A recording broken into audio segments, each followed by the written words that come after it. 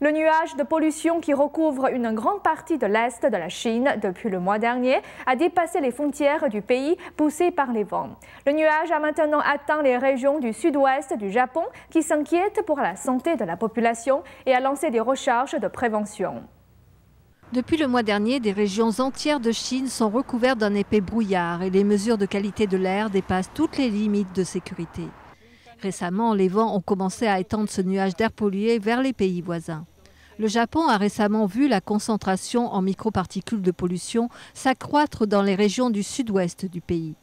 Et les médias japonais ont largement couvert l'arrivée de ce nuage de pollution.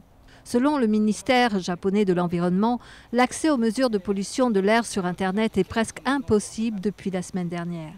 Les autorités japonaises ont donc rajouté de nouvelles stations de mesure et ordonné que de nouvelles recherches soient lancées. Logiquement, cette pollution arrive au Japon à cause des vents. Donc, si ces vents soufflent plus fort, ce nuage de pollution devrait recouvrir tout le Japon. J'ai donc ordonné une enquête pour connaître l'origine, les effets sur les gens et comment réagir rapidement à cette situation.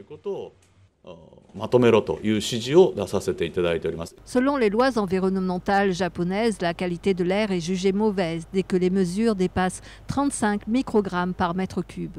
Selon le journal japonais Asahi Shimbun, la semaine dernière, dans certaines régions de la préfecture de Nagasaki, les mesures dépassaient une moyenne de 41 microgrammes.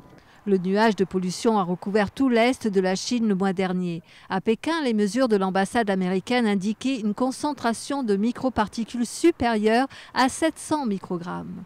Les niveaux dépassant 300 microgrammes sont considérés comme dangereux par l'Organisation mondiale de la santé.